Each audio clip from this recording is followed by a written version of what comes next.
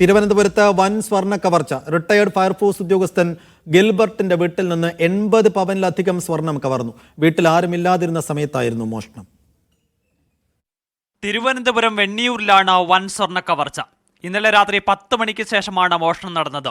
Retired fire force ഉദ്യോഗസ്ഥനായ ഗിൽബർട്ടിന്റെ സഹോദരിയുടെ മകൻ മരിച്ചിരുന്നു.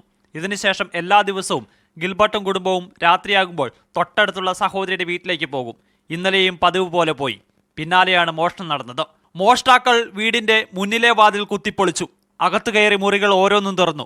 താഴത്തെ നിലയിലെ മുറിയിൽ സൂക്ഷിച്ചിരുന്ന ഗിൽബർട്ടിന്റെ ഭാര്യയുടെ 16 പവൻ സ്വർണവും 1 ലക്ഷം രൂപയും കവർന്നു. മുകളിലത്തെ നിലയിൽ മരുമകളുടെ സ്വർണം സൂക്ഷിച്ചിരുന്നതും സംഘം എടുത്തു. ഗിൽബർട്ടിന്റെ മകളുടെ സ്വർണം നഷ്ടമായില്ല. ഇന്നേ ദിവസം രാവിലെ 5 മണിക്ക് വന്നപ്പോഴാണ് കതവ് തുറന്നു കിടക്കുകയാണ്. 2 കതവ് തുറന്നു കിടക്കുന്നു. ഗേറ്റ് അവർ പൂട്ടിയിട്ട് പോയി അതുപോലെ കിടക്കുന്നു. പ്രധാനപ്പെട്ട റൂമുകളെല്ലാം തുറന്ന് അതിനകത്തെല്ലാം വലിച്ചു കൊടുത്തിട്ടുണ്ട്. തുടർന്ന് പോലീസിനെ വിവരം അറിയിച്ചു. ഗിൽബർട്ടിന്റെ വീട്ടിൽ CCTV ഉണ്ടായിരുന്നില്ല. സമീപ പ്രദേശങ്ങളിലെ CCTV ദൃശ്യങ്ങൾ വിഴിഞ്ഞം പോലീസ് പരിശോധിക്കുന്നുണ്ട്.